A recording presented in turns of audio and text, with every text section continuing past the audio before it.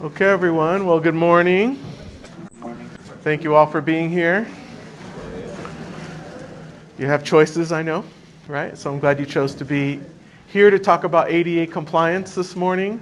The guidance provided to me by conference staff was for this session to be more driver operator oriented. So I'll be talking a little more service on the street.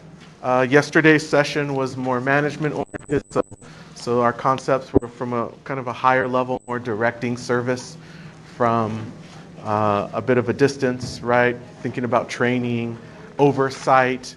But here, really, we need to understand when we talk about services delivered to people with disabilities, how we communicate, what the expectations are with riders with disabilities. That's very, very important.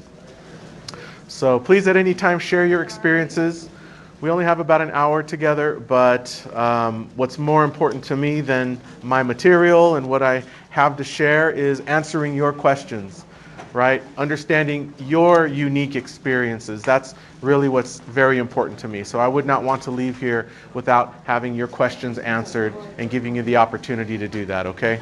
So please share your experiences. If I say something that doesn't quite make sense to you or you've heard it different somewhere else, let's talk about that. ADA compliance is in many ways specific. We have specific guidance, but I think what makes it challenging and complicated for agencies and for individuals is that there are a lot of choices that we make. Sure, thank you. There are a lot of choices that we get to make. In large fixed route, on our large fixed route buses, wheelchair securement as a policy can be mandatory securement or it can be optional securement. Most people don't know that. Right? It's a policy choice in your large traditional buses. How do I know that? My last public agency position was with Los Angeles Metro, and Metro still is a wheelchair securement optional agency. With your permission, I will secure your wheelchair. And if they say no, we report that they waived securement, and then maybe we should leave it open if it locks. Oh, the gentleman has a box. So there are choices in the ADA, and so when we talk about services being delivered to people with disabilities, we have to acknowledge the fact that our drivers are out there making choices and decisions.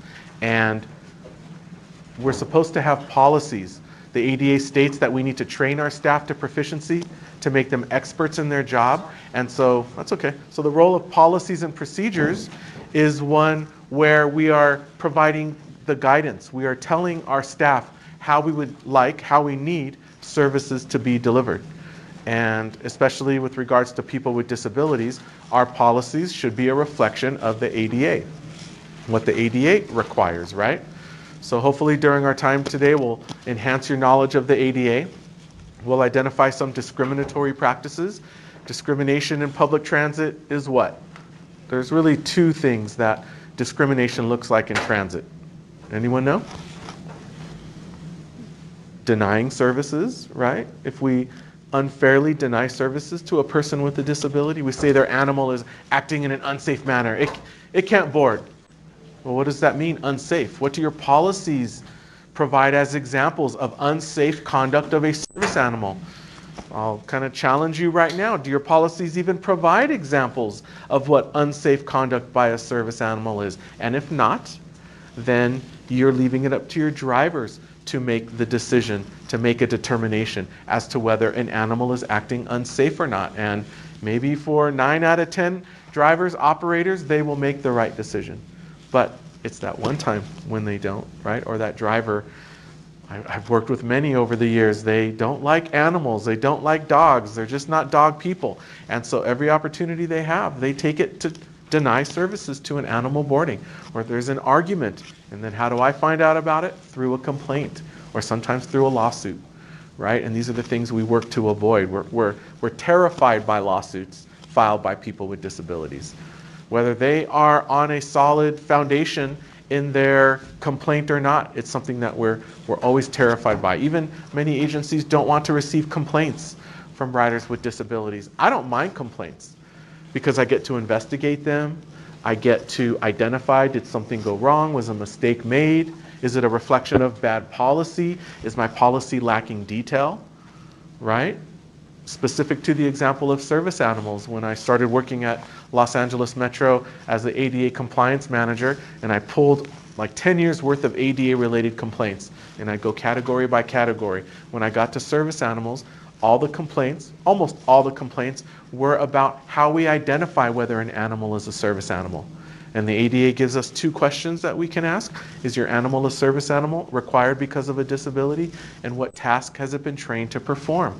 Well, those operators that just didn't want animals on board, there would always be an argument over that second question. What task has your dog, your service animal, been trained to perform? And then the person would respond, well, that doesn't make sense. There's no way they can do that. So I'm going to deny you service. So then an argument, and then those arguments would lead to complaints. And so we realized it's difficult to retrain immediately and to change the culture of an agency quickly. So our decision was we eliminated that second question. The ADA says we can ask these two questions, but the ADA doesn't require that we ask both of them. So we changed our policy, and now operators there only ask the question, is your animal a service animal required because of a disability? And if the answer is yes, they're allowed on board. And then what does the operator do? Focus on safety, right? So if we identify barriers, that's really what our responsibility is as public transit professionals, no matter what your role. Our responsibility is to identify barriers to the use of your services by people with disabilities. And I identified that barrier at times where drivers, our operators, were using the question, what task has it been trained to perform? There could be thousands of tasks. I don't know. None of us know them all, right? And so we're supposed to err on the side of the rider when it's reasonable, when it's safe, but not always, of course. So I think if we do, we'll talk today. I'll share some information. I hope you have questions. Hope you are interested and willing to share recent incidents that have happened. We love to talk through those. What's just as important to me is for all of you to understand the regulation, but also to start developing, if you haven't already, a philosophy for providing assistance to people with disabilities. In yesterday's session, I talked a lot about, for the management staff, understanding the culture of accessibility, understanding your organization, whether your organization is policy-driven or personality-driven, right? And if your agency is personality-driven, then people are going to be leadership's just going to be making up policies because that's just what they want to do. If you have a policy-driven organization, even if you get new leadership coming in and out, decisions are made based on policies that have been thought about and created and then tested, right? We test them how? They go into service, and then we find out whether they are effective or not, and if not, we make some adjustments. That's reasonable, right? We can't be perfect from the start all the time. So we make mistakes, but when do we get in trouble? Not always, not necessarily when we make the mistake. We get in trouble when we continue to make that mistake, when we continue to make the same decisions, or someone gets injured because we have a policy that didn't quite work, or we had no policy on it and we don't do anything about it. We just let things continue. There was an interesting example when I was doing a session in Arizona at a conference, and the example was that, I guess at some point the week before, there was a rider who fell off a lift. The person was in a wheelchair, a power wheelchair, and somehow they fell off the lift. And so the knee-jerk reaction within that agency was, okay, then we're going to create a policy that requires the drivers to stand on the lift with the rider to make sure they don't fall off, right? That decision would only be made in a personality-driven organization. That decision, from my experience, would never be made in an organization that is policy-driven, right? Because the policies would have been well thought out and evaluated, and we'd have a lot of history with it. And so, I mean, what we would not do is create a policy that would have put a second person into harm's way. And that's what I believe that policy did. So we have to be very, very careful with things like that. I've been in public transit in December, it'll be 25 years. I've been working specifically in ADA compliance for the last 10, although like most of us, we have always had an ADA compliance responsibility in our job. So I've worked in paratransit, in fixed route bus, rail, I've worked as a transit manager for a small city in Arizona. I've worked as a consultant and worked on large transit projects. So I've really, my last position with Los Angeles Metro was to ensure that a 9-hour ADA compliance training was successfully delivered to almost 6,000 bus drivers. So I had to design the training, I had to train 150 trainers, and then ensure that those 150 trainers effectively trained our almost 6,000 bus operators. That's a huge task, right? Most agencies are not that large. It was a great experience, quite a challenge. It took me about 5 years and it was exhausting. And so when we accomplished that and I was told job well done, I came back into consulting, and now this is what I do. At conferences, I help agencies with their policies and procedures. I fly around the country doing trainings. I'll be working next week with agency in Chapel Hill, North Carolina. I just work with cats. I mean, my clients DART in Dallas and VIA. So agencies, large and small, I work to help them understand the ADA and to also consider, which is very important, what are the transportation needs of riders in your community, right? We have the ADA, we have some guidance, but we also need to understand, well, what do your riders need? And then we start to put policies together. Then we start to put our service together, because it doesn't make sense for us to deliver transportation to people with disabilities in particular if it doesn't meet their needs, but to a point, right? The ADA does not require us to provide services when there is an unsafe situation. But that has to be an objective, right? Not subjective opinion. It has to be objectively determined that there is an unsafe situation here. So specific to my examples with service animals, most policies that I see do not provide examples of what an out-of-control service animal is. They just refer to it, and that services can be denied. So I always recommend language like, if an animal is acting in an unsafe manner, out of control of its handler, owner. Examples include barking incessantly, lunging, biting, nipping, growling, right? Roaming the vehicle unattended, out of control. Now, these are very specific examples. So if I have these in my policy, won't I feel better that my drivers, my operators will potentially make better decisions, more consistent decisions, because I've actually defined for them what that conduct looks like, right? Yes? I have a question, Mm-hmm. if I might. Please. You asked the question of what is this a service animal? Yes. Is your animal a service animal required because of a disability? Right. So now the person who has looks like it's a pet says yes. What does that mean, looks like a pet? Well, it doesn't look like it's any animal that comes on board. And the ADA's definition... What determines that it's a service animal? Sure. Their word. Yes, and the ADA has been designed to ensure that riders with disabilities have a very high level of access to the use of our services. And so in the example of, is your animal a service animal required because of a disability, all someone has to say is yes, and then I have to let them on board, and the answer is yes. A service animal doesn't look a certain way. Service animals are not required to wear vests and harnesses, and the ADA even tells us, although it's kind of hidden in the ADA circular in some of FTA's comments, but it even tells us that people with disabilities have the right to train their own service animal.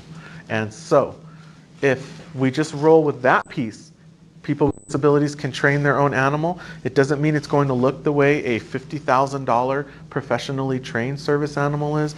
It may not even be so obedient the way professionally trained service animals, but doesn't mean it's acting in an unsafe manner. So we have to be very careful.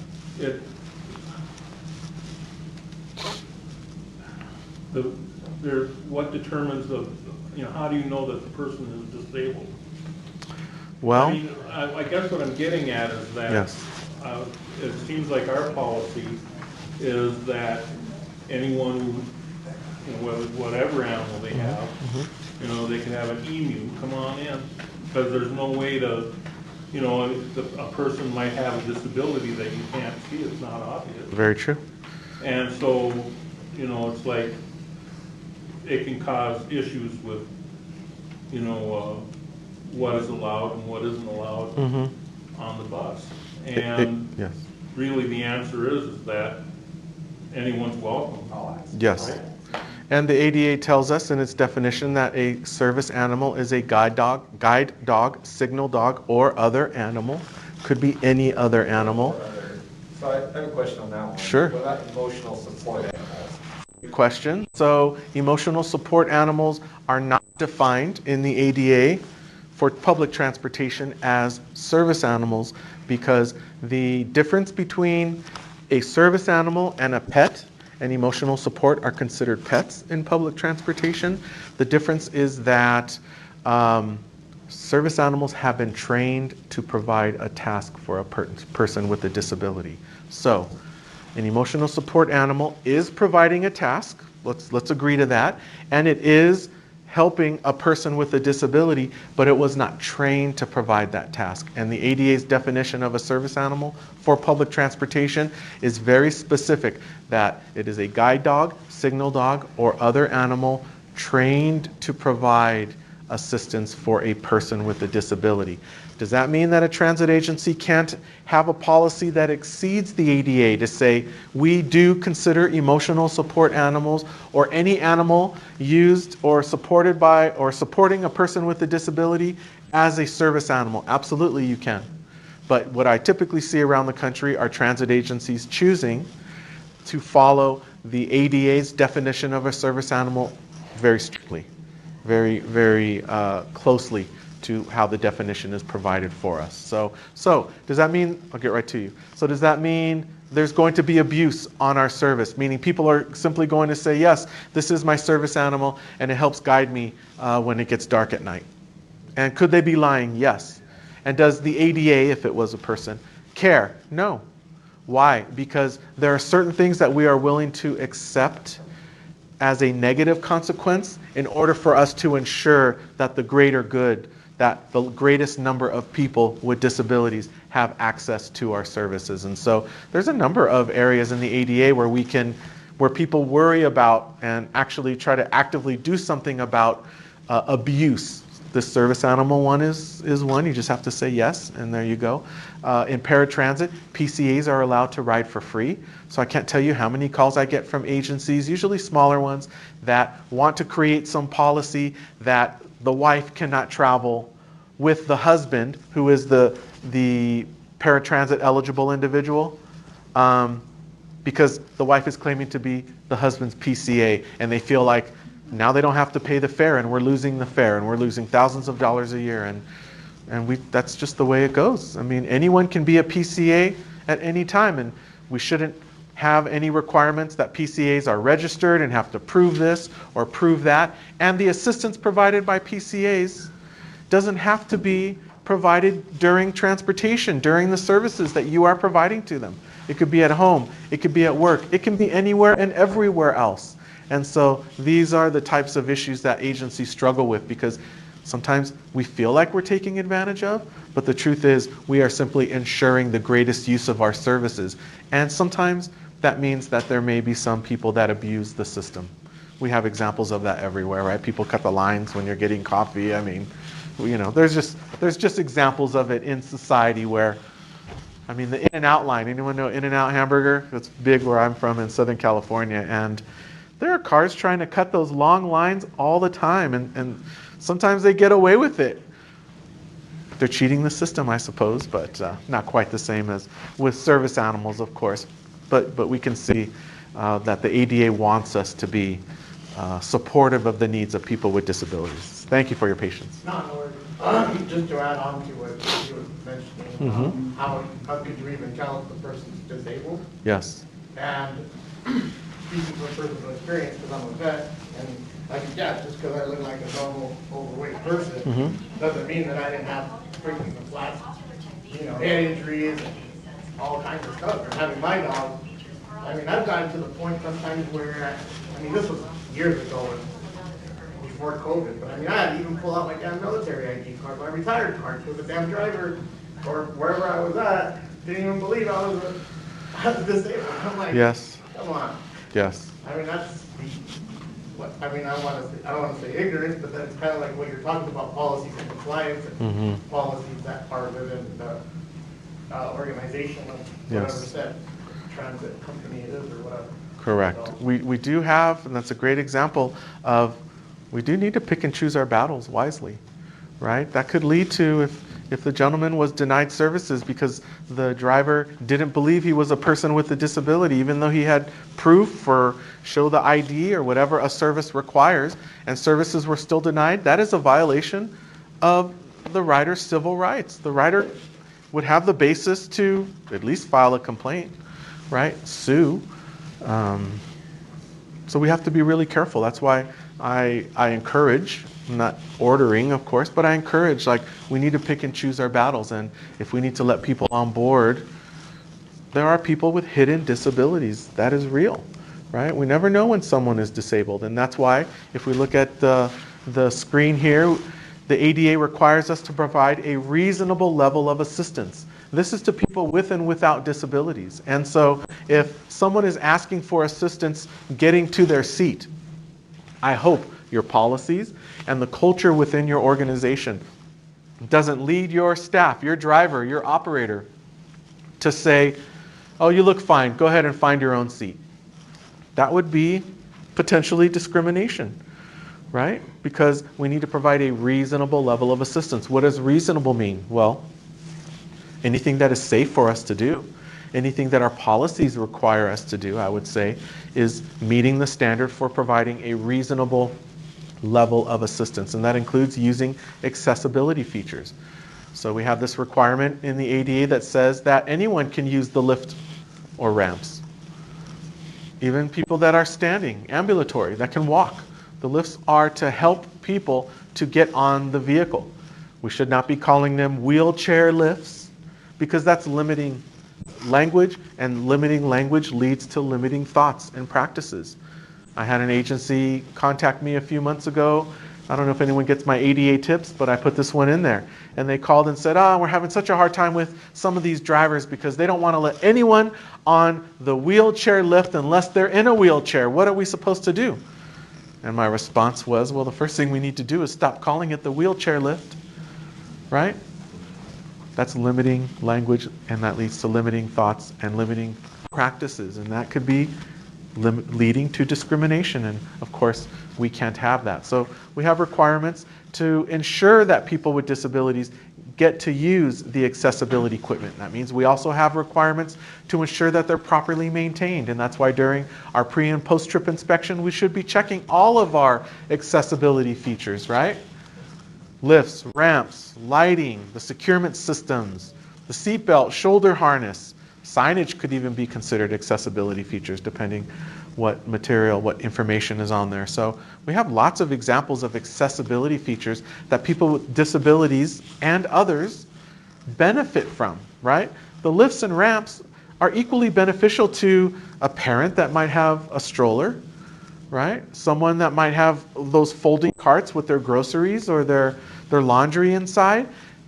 This equipment is there to be used to help people get on and off our vehicles, and we shouldn't over-police it to think it's only for people that look disabled, because we're not acknowledging and accepting that there are people with hidden disabilities everywhere, right? Specific to the issue of personal care attendants, they are allowed on public transit, but only required to travel for free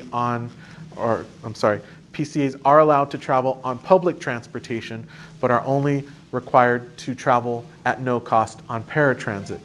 But many agencies, bus agencies, have policies that allows people, PCAs specifically, to travel at no cost or at the reduced fare. And so there's no guidance on what an agency should do in fixed route bus service. But I think it's a nice thing, to allow people to have access easily and maybe inexpensively. Because let's be honest, from the driver operator perspective, if something goes wrong, if someone gets sick on the vehicle, who's going to be the first one to help? Or who do we want to be the first one to help? me, the driver, or their PCA, right? So if we think about it, even in paratransit, I came to the conclusion early in my career, I am not going to worry about if this person is a PCA for our certified rider or not. Why? Because if something goes wrong, every rider, remember, all of our riders in paratransit are people with disabilities. And if something goes wrong, that PCA is going to be there to be the first one to help. And probably to provide a level of assistance that I can't and I'm not trained to do. And so I always considered that free fare for PCAs to be the cost of like insurance, right? Medical assistance, medical insurance to help. And so I feel like that's a good approach to help ensure that we just don't try to over-police our services and could control things that we just can't control. We do have a definition of a wheelchair. This has been a hot issue for the last maybe year or so with regards to people bringing on different unique devices. Yesterday I gave an example of a lady in a power wheelchair dragging or pulling behind her a wagon, one of those like kind of folding soccer wagons, and all of her items were in there. And she would be secured in one securement area, and she wanted the wagon to be secured in the other. And the agency was struggling. Well, does it meet the definition of a wheelchair? Is it something that we should be helping with? And asking all these questions, but the policies are clear, right? Typically, if you have well-developed policies, your policies say that, items are allowed on the vehicle. It might provide a size or a quantity. I hope your policy also says items cannot block the aisle, block the doorway, take a seat of a paying customer, or otherwise create an unsafe situation. That could even mean taking up the wheelchair securement area for an element that is not ADA related. Just because a person with a disability was using the wagon, it doesn't make the wagon an ADA device, right? An assistive device by definition. Yes? Does that mean that that person is now on the bus? I mean, how do you deal with that? Right. Well, What's the reality of it? the process of dealing with that is a whole nother session, but we have to be, we have to communicate with the rider. We have to help them understand that this device does not meet the definition of a wheelchair, and our policies don't allow for devices like this to take up a wheelchair securement area, and then we have to figure out, hopefully they stop trying to travel with it. Right? What do you do at that moment? Well, in the moment, we have some choices to make. Are we going to be comfortable denying service? Right? This was on paratransit, and so in paratransit, we are able to control who we pick up and who's on the vehicle much more than on fixed route bus. But in the moment, we might need to provide the service, right? Especially if we have a commitment not to leave people stranded in the community. And so I think we can all agree, putting that wagon in the securement area is not creating an unsafe situation, but I think we can agree it is taking up the space. So now we cannot board another person with a disability using a wheelchair. So I feel like it would be reasonable to provide the transportation at that moment, but then we need, the driver to file a report and report it to dispatch, and for that to get on the record and then to try to address it with that rider. Maybe even to the point where we say, we're going to accommodate you today because we do not want to leave you stranded here in the community. However, in the future, services will be denied if you attempt to travel with this device. That would be reasonable under the ADA. Now, are transit agencies always comfortable saying these things, telling a person with a disability that, and the truth is, we're not denying services to the rider. The truth is, we are denying them bringing this wagon on board. It's the same thing with an out-of-control service animal. We're not denying service to the rider. We're saying the animal is acting in an unsafe manner and the animal is not allowed on board. And then the rider gets to decide whether they board without the animal or not. So it's the same thing here, right? And so that's where you could see well-developed, well-thought-out policies will help us in these issues. In the moment, it can be difficult. What do? Maybe the best thing we can do in the moment, if there are no safety-related issues, is provide the service. And then we work towards educating them and informing them that this is not an accommodation we're going to provide. And this is actually a great example of why the ADA, the most recent addition to the ADA, was the reasonable modification of policy requirement, right? That language telling us that we need to consider modifying our policies if it allows a person with a disability to use our services. That's very important. But it doesn't mean we need to let them do everything and anything they want to do. There's requirements in there, right? Does it change the nature of our service? Does it create an unsafe situation? If we deny the request, can they still use our service? So there's lots in that requirement, in that regulation, to lead us to potentially denying that request, right? There's lots in there. We just have to use it and become very comfortable with it, and then be comfortable with our decision, document everything, and then just be prepared if and when something happens to follow up with that, right? And that could be a complaint, that could be a lawsuit. I have a client right now that there was a rider in paratransit, and she's what is it? She's bringing some kind of device, kind of similar to a wagon, I guess. And the agency has policies to deal with this, but because it's a person with a disability, and the lady said, oh, I have my attorney, my attorney's going to send you a letter, or my attorney's going to call you, and so they're all freaking out because they're worried about a lawsuit. But their policies address this issue, and so even in yesterday's session, I talked about the biggest help within an agency is not simply to have good policies. The biggest help and comfort is for the agency to be comfortable taking the stand and being confident in the policies that they have created. A lot of agencies have policies to address these issues, and then when they're faced with a scenario with a person with a disability, all of a sudden they start to question whether they should follow their policy or not. And the answer is yes, we should be following our policy. And if our policy is lacking detail, then maybe we need to update our policy so that they're a little more accurate or helpful, especially to drivers, operators, right? We need guidance and direction and policies that are helpful to help drivers and operators resolve issues and deal with issues that they're faced with, because we don't want them to figure it out on their own as they're going. They're not always going to make the best decisions, right? Yes? Is that where maybe you recommend asking the driver to kind of document stuff just to kind of cover their ass? Always. Anytime I have my guidance to drivers and operators is that anytime they have an interaction with someone that could be seen as a disagreement or an argument, I think it makes sense for them to fill out an incident report, just to report it, right? Why wouldn't we want to do that? Because, like issues of odor, issues of wheelchairs that are too heavy or too large, or all of these things. If someone's trying to board and it's creating an unsafe situation and we don't document it, right? Say it happens 3 or 4 times and we don't start documenting it until the 4th time.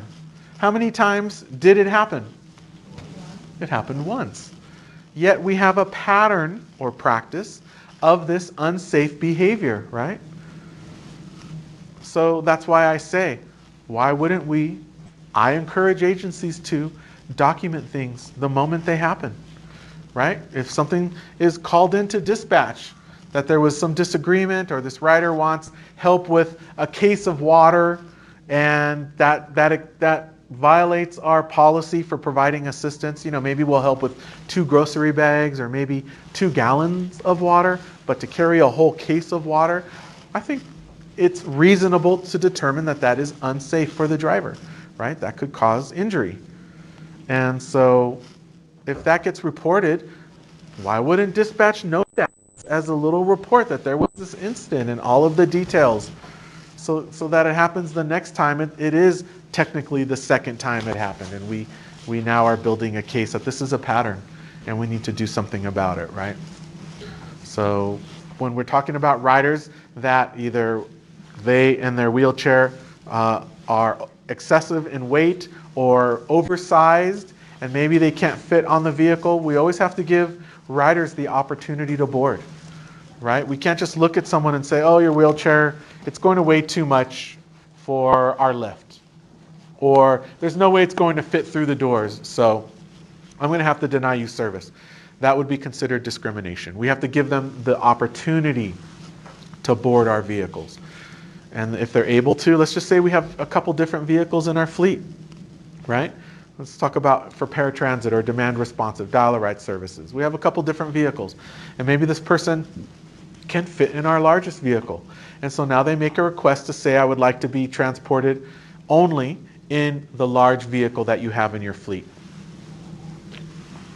What do we do about that, with that request? How would you handle it? You'd have to honor it, right? Because it's the one that will provide Okay. an opportunity. Okay, interesting. Anyone else have another opinion? So what we do, we've had this situation come up a couple of different times where we've had like someone pull up in a van or something, they can't get all their groceries or whatever, the walker in there. Right. And so we're like, well, you can, I can reschedule the ride, it's gonna take a little bit extra time because that vehicle's already booked up with rides or whatever. But Right. we'll send you a vehicle, it's gonna take longer, so as long as you're okay with that, we're more than happy to do that. Right. Well, both of these examples would be considered accommodations, right? Both of these examples are asking us to do something that our policy doesn't allow, or that would be considered one of the elements in the reasonable modification of policy regulation is that we can deny a request for an accommodation if it creates an administrative burden. So to the example of, well, we have to send that vehicle because there is effort required for staff to now track and monitor which vehicle they send to who. That is considered to be an administrative burden. And if an agency wanted to, they could deny that request and to say that is creating an administrative burden, and we're unable to do that. Your examples about groceries and the walker, I would say that we have a problem with the walker part because it likely was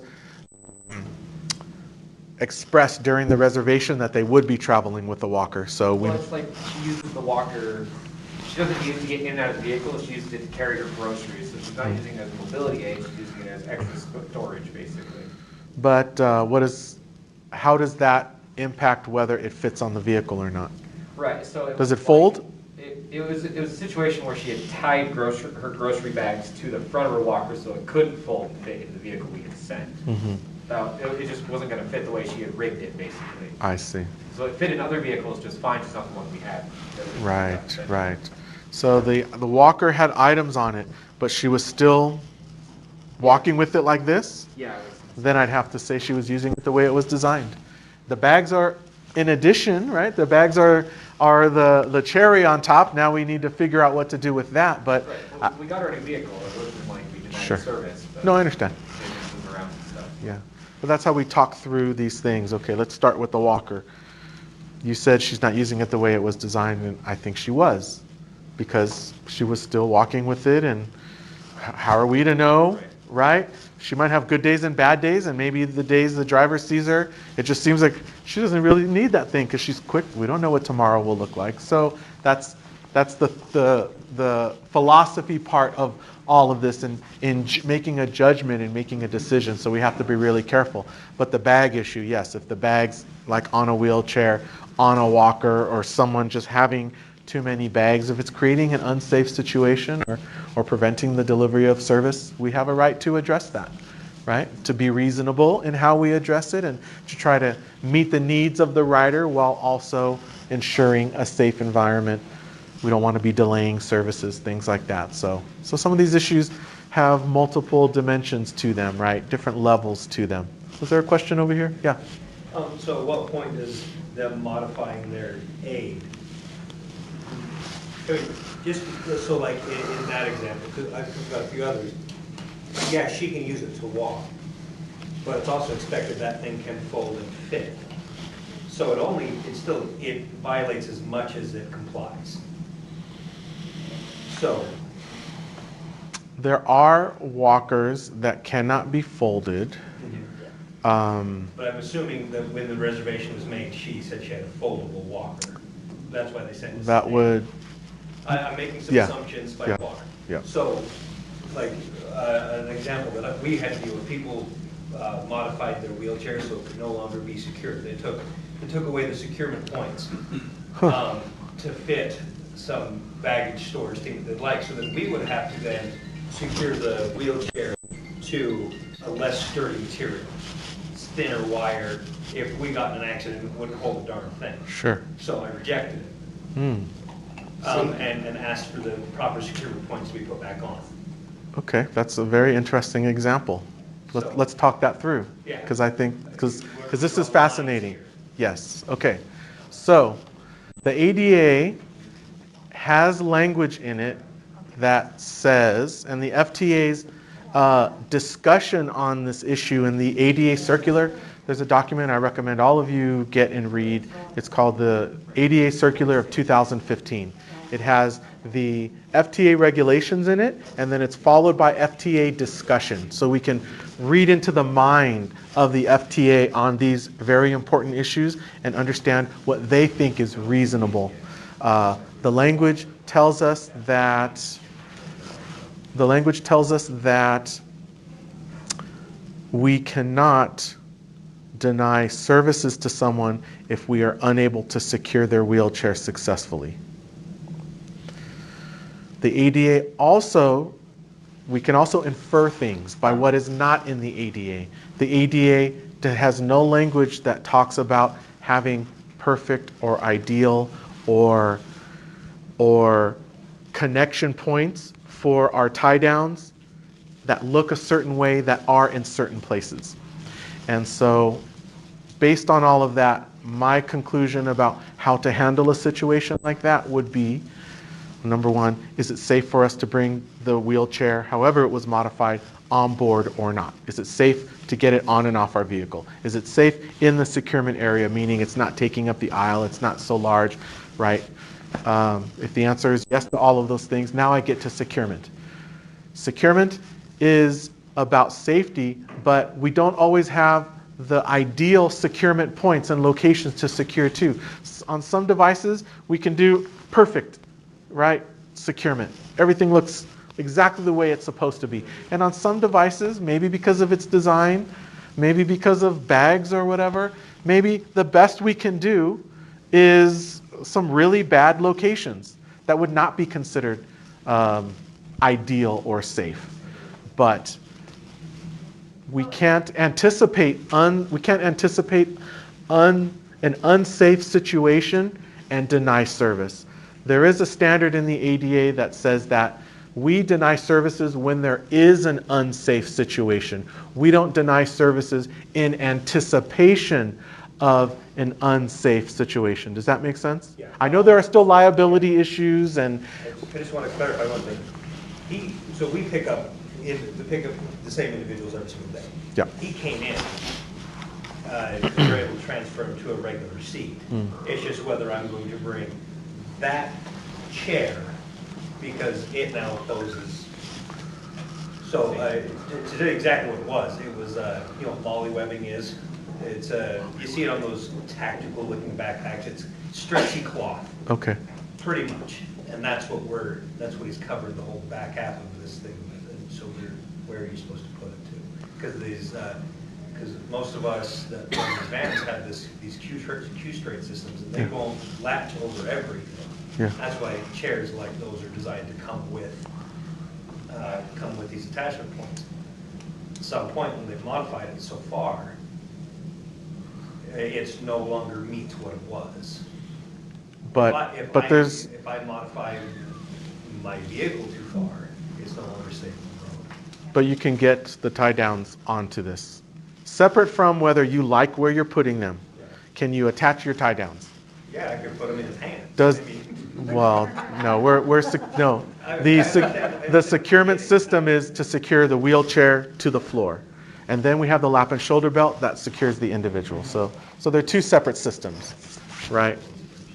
We had a question in the back first. Well, if it's not secured in the van on the wheelchair with where it's staying placed on that chair, you're putting anyone on that van at risk. If there's an accident, it's going to take everyone out. The ADA tells us that we need to do the best we can. Yeah. And so if it meets the definition of a wheelchair, does it have 3 or more wheels? Was it designed, used, modified for a person with a mobility disability? I think the answer is yes to all of those things. Then our responsibility solely, if we can get it on board safely, and they transferred out of the seat, that's even... No, we secured it. We secured it. You might not like how you secured it, but we secured it. Safely secured. So, That's a judgment call. That is not a judgment call. It is. I'll tell you how we handled that.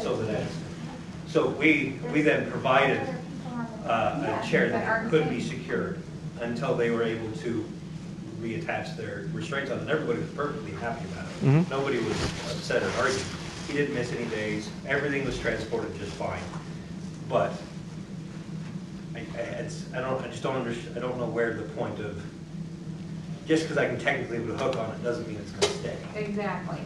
So I have to, And so, I will agree with a lot of what you just said. Just because I put a hook on it, it doesn't mean it's going to stay. When does it become unsafe? You slam the brake. When I find out whether it stays or not. yes, it's a, Which I would no, but my point is that what our discussion, and I understand our concern for safety. I understand our concerns for safety, but from the ADA's perspective, we just have these tasks to do, and if we're able to do them, we move on in service, right? If we can't deny services to someone or this use of a device or whatever because we are concerned about the possibility of something unsafe happening, right? That exceeds the standard in public transit. If we did that, then we would be denying services to a lot of people because they don't look safe. That service animal doesn't look safe because it might be moving around a little more than we think a professionally trained service animal would. So we have to be really careful where we choose safety over ADA compliance. I feel like we're in You have to a be hard really gray careful. area because there's not a standard for all wheelchair providers to make this thing that Yes. also incorporates with our TIDA employees. Yes. So we as operators or supervisors are in a hard position to provide service, which I feel like we tried to bridge the gap the best that we could Yeah. and protect everybody else on the van. Yeah. Without this, well, the hook was on, so we're not liable. Insurance smirks. Well, On the side. the question of liability, the question of liability is something that attorneys handle. Yeah. Okay, I'm trying to make it as simplified as possible using the ADA guidance. And the ADA guidance is if a device meets the definition of a wheelchair and can be boarded safely and we can secure it as is required by policy or whatever, then it transports. That is the ADA.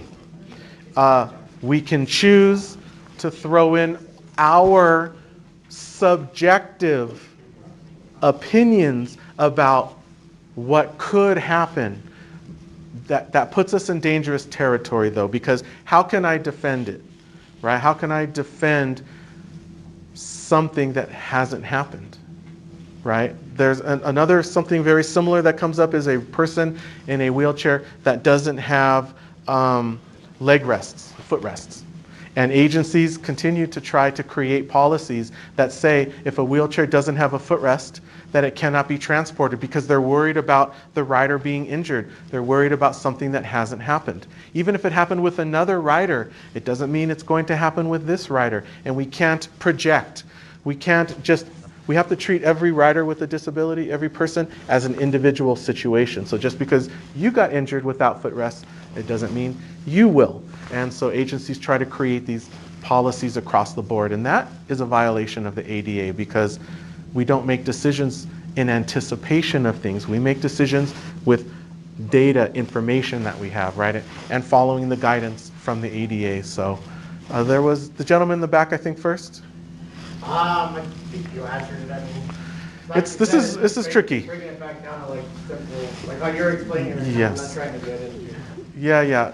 It's. I know it's difficult. We're trying to keep everyone safe. We want our driver to be safe.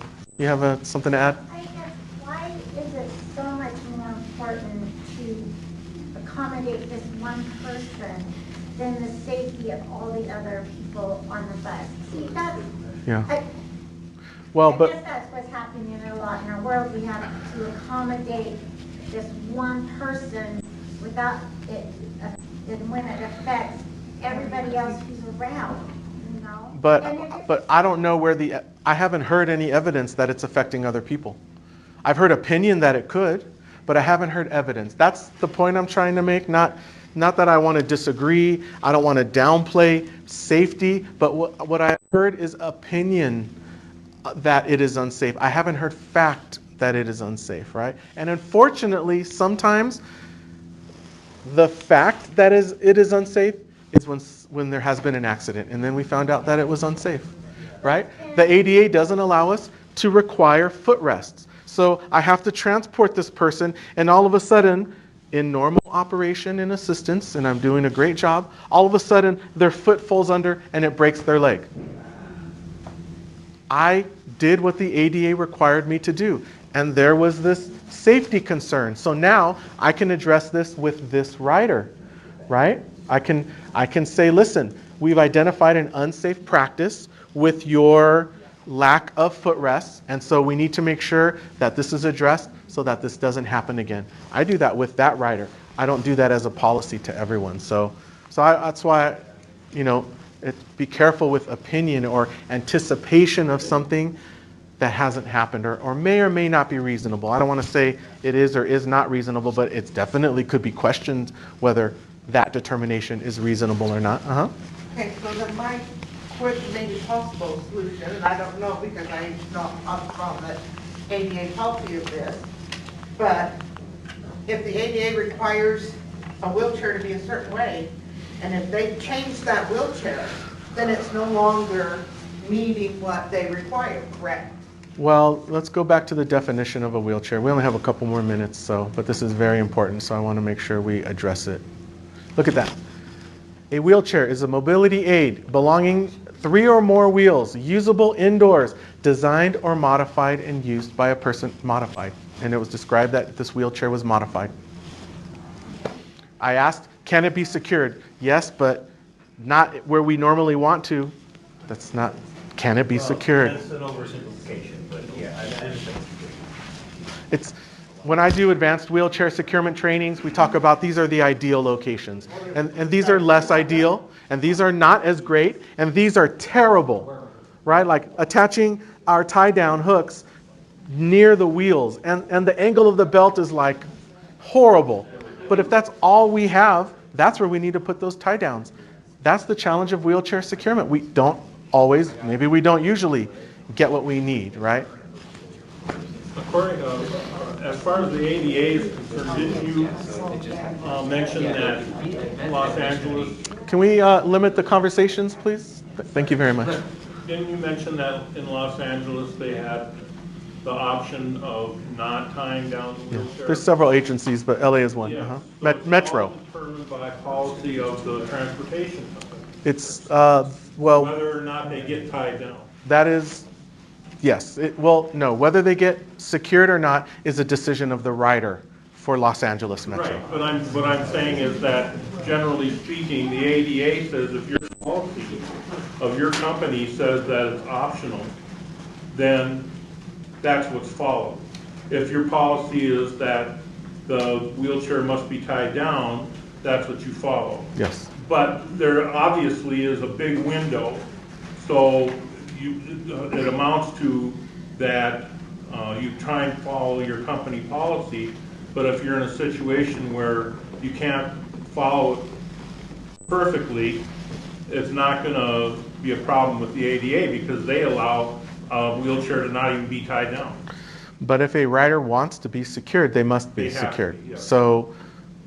So we're still within policy and we're still within the ADA there. There's a window is all I'm saying.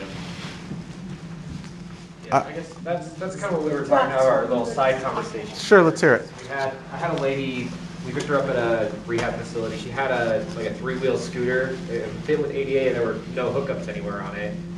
I had to get her tied down somehow, so I did the best I could. It wasn't perfect, like whenever we were turning or whatever, like the wheelchair would kind of slide and shift around. 3-wheel scooters are the most, unsteady devices we can have. So Yeah. what you're describing is very common. Yeah, so it was just like, it had a steering There was- column, a wheel, a couple, a place where to sit down. In the rear, we probably had to go around the Yeah, I did. seat posts, and in the front, maybe around the neck. That's why it's very common, and I always recommend for agencies to have a policy requesting that people using scooters transfer to a seat, especially three-wheel scooters. She couldn't have done They may or may not, but these are all the things we do, and then they choose not to. I think this is a perfect way to wrap this up. Three-wheel scooters. Let's talk about three-wheel scooters. We know that they tip over like crazy. We know the taller the seat and the larger the rider, right? And the more turns that a route has, we know that they are much more likely to tip over. Okay? We know that there are safety concerns here. Why aren't we talking about not allowing them on board? Because they have in their design a much higher level than every other device.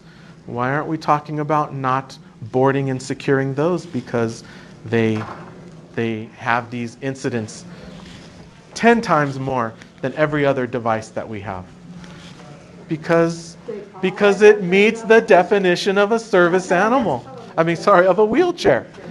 So I am trying to make this as simplified as possible, and I know for some of you, hearing the simplification that it meets the definition and I can put the hook somewhere, and so I'm moving on.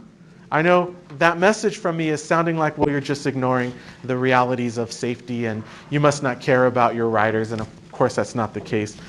But we have this guidance, and when we don't follow it, I'm not saying don't follow, continue to do what you're doing, I'm not.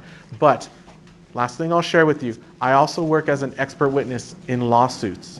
And in an example like this, if I were representing a rider, right, who was told that they cannot ride service because their wheelchair will not be designed, and I bring the ADA and I say, well, it meets the definition and there are locations to secure to, it's going to be a slam dunk case, right? And then I'm going to ask, well, have there been any incidents of safety related? Has this wheelchair fallen? Did the securements not work under normal operation? Listen, even the securement equipment sometimes in an accident, when everything was done properly, fails. Right? There's so many pieces to consider. How fast was the bus going when at the impact, and how strong are the pieces of the frame on the wheelchair, and how heavy was the rider on? There's just all these factors. So I guess my parting message to you is we just can't control everything, right? And so the ADA provides us the guidance, and the expectation is that we follow the guidance. So I've tried to instill in you this decision making. Okay, we have these issues, we have these safety concerns, let's go piece by piece.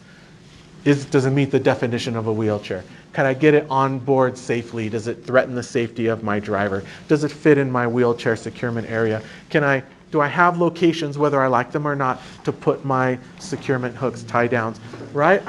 That's what I have. That's what I have to share with you, a process. And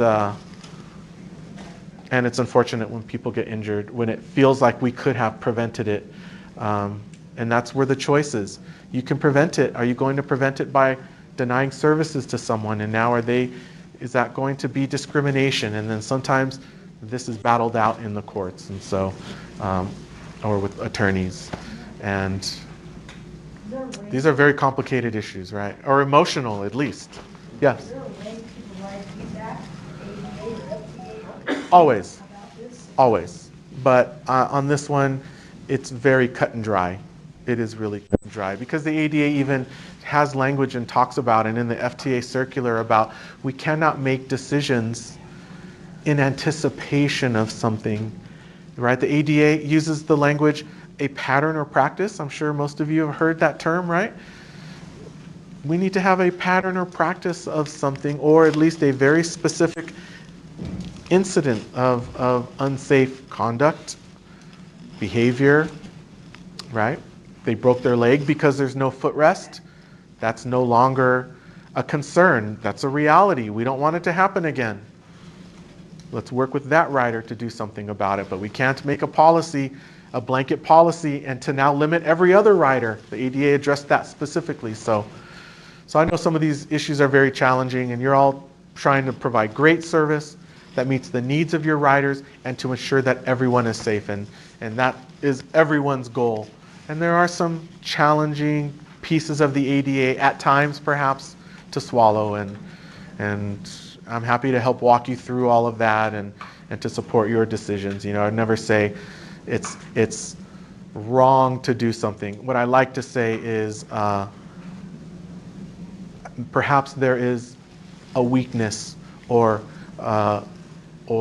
perhaps there's something within your policies that maybe need to be addressed or in your practices, because we get to make a choice. I can choose to have a policy that denies services to people.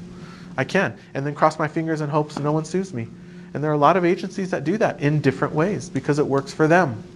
That's a choice, and if FTA never catches it and no one ever files a complaint, I hear about these examples all the time. And I don't say, well, but you should change your policy. I say, wow, I hope everything continues to go well and there are no safety concerns. And if you need some assistance, modifying your language, I'd be happy to help. So we've exceeded our time. We need to wrap up because there's another session in a few more minutes. But I just wanted to bounce back. Is that where, how you mentioned yesterday, creating that rider education? Creating realistic, yes. You're modifying your wheelchair, destroying.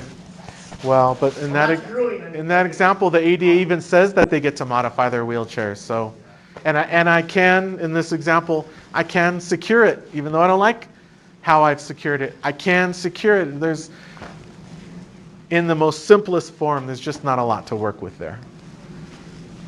But, okay, everyone, thank you so much. Please consider me a resource.